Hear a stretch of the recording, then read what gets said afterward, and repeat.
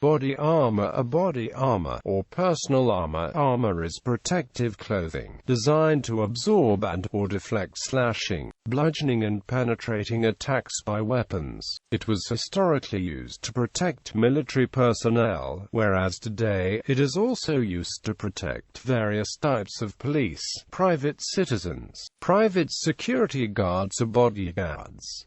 Today there are two main types: regular non-platted personal armor and hard-plate reinforced personal armor, which is used by combat soldiers, police tactical units and hostage rescue teams. History. Many factors have affected the development of personal armor throughout human history. Significant factors in the development of armor include the economic and technological necessities of armor production. For instance, full-plate armor first appeared in medieval Europe when water-powered trip hammers made the formation of plates faster and cheaper. At times, the development of armor has run parallel to the development of increasingly effective weaponry on the battlefield, with armorers seeking to create better protection without sacrificing mobility. With the development of capitalism and technological advancements, armor became more available to the lower classes, often at a cost of quality. Ancient Eastern armor has a long history, spanning several thousand years, beginning in ancient China. The oldest known Western armor is the Dendra panoply, dating from the Mycenaean era around 1400 BC. Mail, also referred to as chainmail, is made of interlocking iron rings,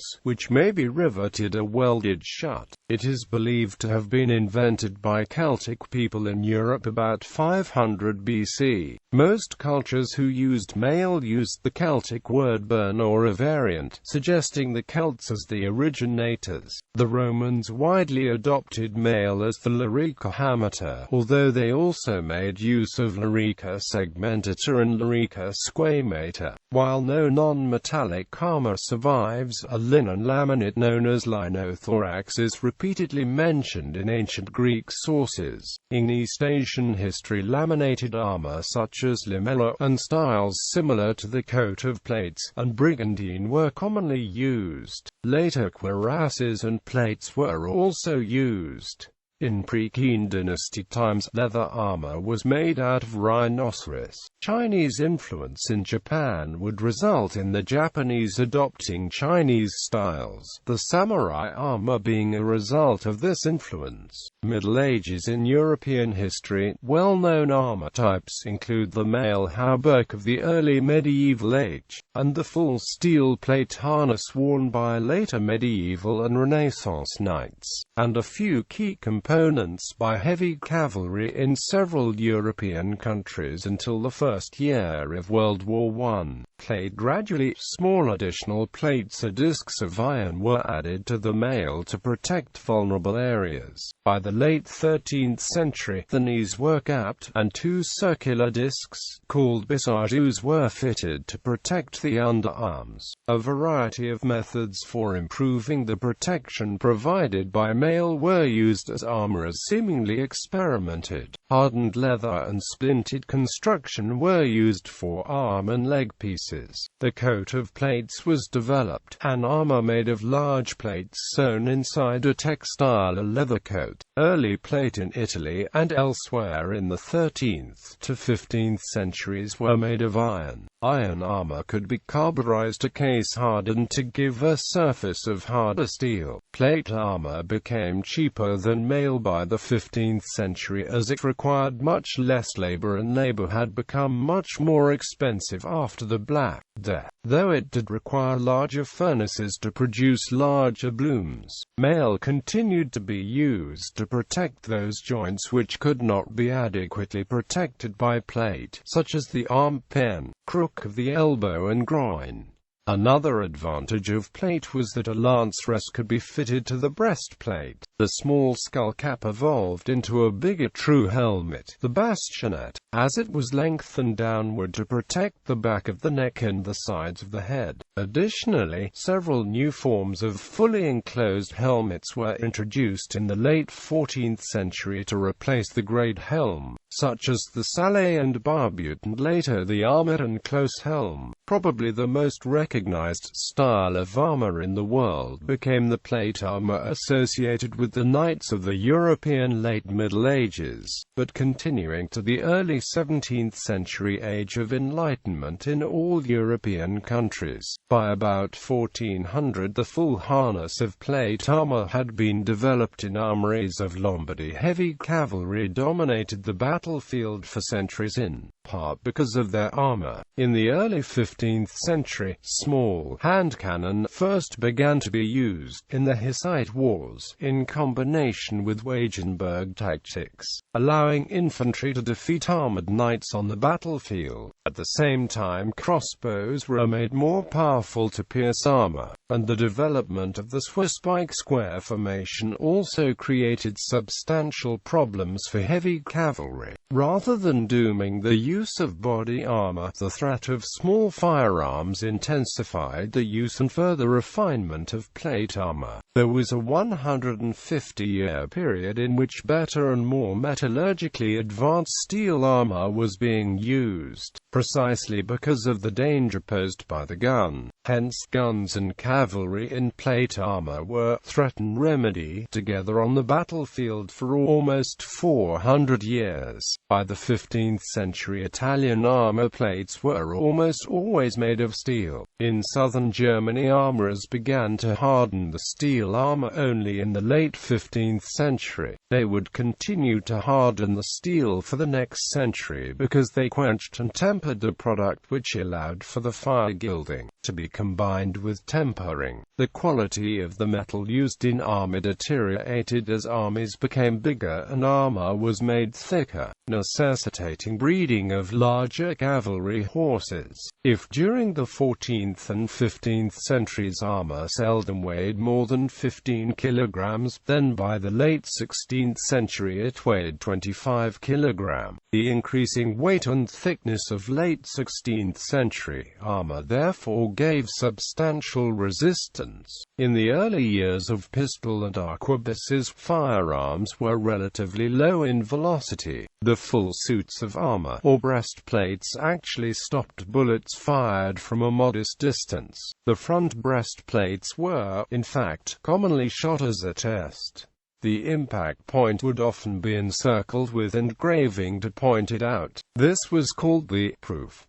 Armor often also bore an insignia of the maker, especially if it was of good quality. Crossbow bolts, if still used, would seldom penetrate good plate, nor would any bullet unless fired from close range. In effect, rather than making plate armor obsolete, the use of firearms stimulated the development of plate armor into its later stages. For most of that period, it allowed horsemen to fight while being the targets of defending arquebusiers without being easily killed. Full suits of armor were actually worn by generals and princely commanders right up to the 1710s.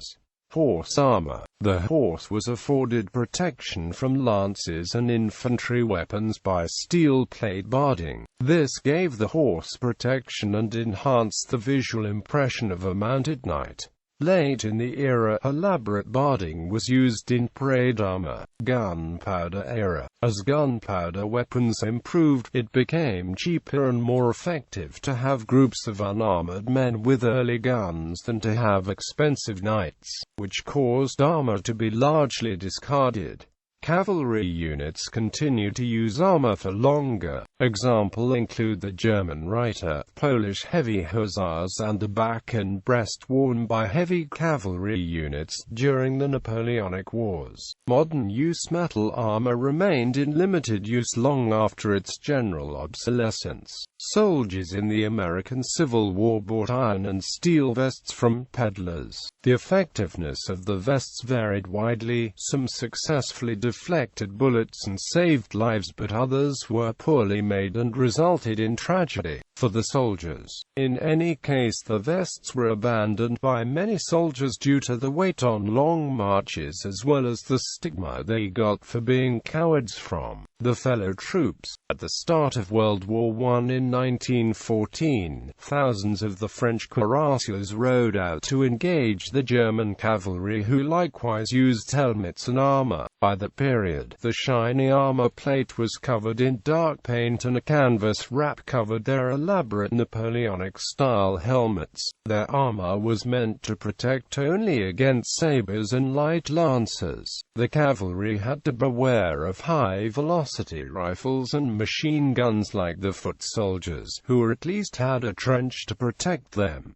Modern armor. Soldiers use metal or ceramic plates in the bullet-resistant vests, providing additional protection from rifle rounds. Metallic components or tightly woven fiber layers can give soft armor resistance to stab and slash attacks from a knife. Male armored gloves continue to be used by butchers and abattoir workers to prevent cuts and wounds while cutting up carcasses. Fibers. Kevlar is well known as a component of some bullet-resistant vests and bullet-resistant face masks. The PASGT helmet and vest used by United States military forces since the early 1980s both have Kevlar as a key component. As to the replacements, other military uses include bullet-resistant face masks used by sentries. Civilian applications include Kevlar-reinforced clothing for motorcycle riders to protect against abrasion injuries. Kevlar in non-woven long strand form is used inside an outer protective cover to form chaps that loggers use while operating a chainsaw. If the moving chain contacts and tears through the outer cover, the long fibers of Kevlar tangle, clog, and stop the chain from moving as they get drawn into the workings of the drive mechanism of the saw. Kevlar is used also in emergency services protection gear if it involves high heat, and Kevlar such as vests for police officers, security, and SWAT. The latest Kevlar material that DuPont has developed is Kevlar XP. In comparison with normal Kevlar, Kevlar XP is more lightweight and more comfortable to wear, as it has quilt stitches not required for the ballistic package. Another fiber used to manufacture a bullet-resistant vest is Dyneema. Originated in the Netherlands, Dyneema has an extremely high strength-to-weight ratio, is light enough that it can float on water, and has high energy absorption characteristics.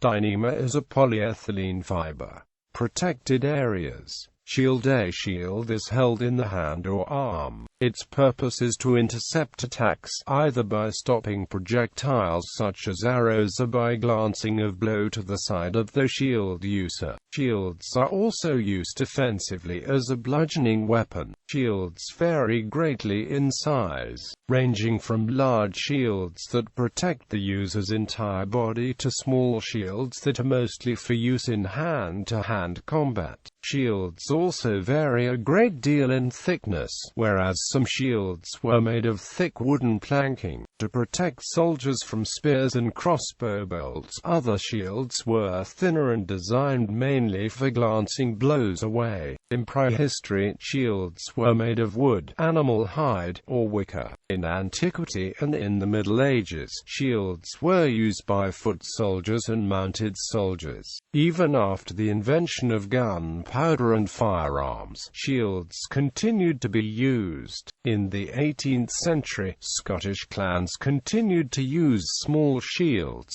and in the 19th century, some non-industrialized peoples continued to use shields. In the 20th and 21st centuries, shields are used by military and police units that specialize in anti-terrorist action, hostage rescue, and siege breaching. A combat helmet is among the oldest forms of personal protective equipment equipment, and is known to have been worn by the Assyrians around 900 BC, followed by the ancient Greeks and Romans throughout the Middle Ages, and up to the modern era. The materials and construction became more advanced as weapons became more and more powerful. Initially constructed from leather and brass, and then bronze and iron during the Bronze and Iron Ages, they soon came to be made entirely from forged steel in many societies after about 950 AD. At the time, they were purely military equipment, protecting the head from cutting blows with swords, flying arrows, and low-velocity musketry. Some late medieval helmets, like the Great Bastionet, rested on the shoulders and prevented the wearer from turning his or her head, greatly restricting mobility. During the 18th and 19th centuries, helmets were not widely used in warfare. Instead, many armies used unarmored hats that offered no protection against blade or bullet. The arrival of World War I, with its trench warfare and wide use of artillery, led to mass adoption of metal helmets once again, this time with a shape that offered mobility, a low profile, and compatibility with gas masks. Today's militaries often use high-quality helmets made of ballistic materials such as Kevlar and armour, which have excellent bullet and fragmentation stopping power.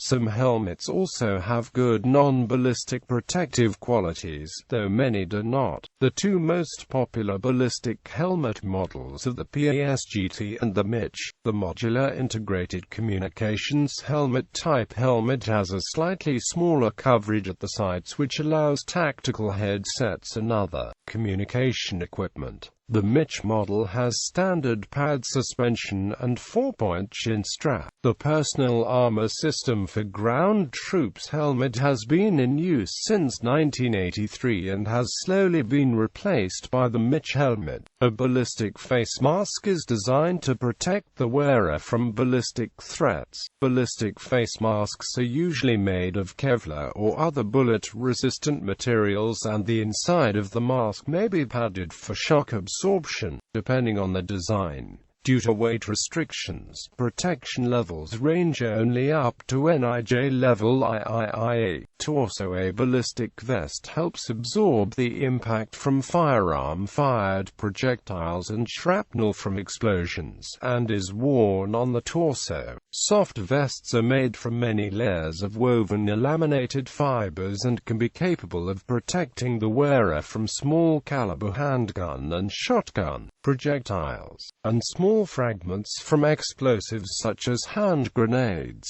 Metal or ceramic plates can be used with a soft vest, providing additional protection from rifle rounds, and metallic components or tightly woven fiber layers can give soft armor resistance to stab and slash attacks from a knife. Soft vests are commonly worn by police forces, private citizens, and private security guards or bodyguards, whereas hard plate reinforced vests are mainly worn by combat soldiers, police tactical units, and hostage rescue teams. A modern equivalent may combine a ballistic vest with other items of protective clothing, such as a combat helmet. Vests intended for police and military use may also include ballistic shoulder and side protection armor components, and explosive ordnance disposal. Technicians wear heavy armor and helmets with face visors and spine protection. Limbs. Medieval armor often offered protection for all of the limbs, including metal boots for the lower legs, gauntlets for the hands and wrists, and greaves for the legs. Today, protection of limbs from bombs is provided by a bomb suit. Most modern soldiers sacrifice limb protection for mobility, since armor thick enough to stop bullets would greatly inhibit movement of the arms and legs.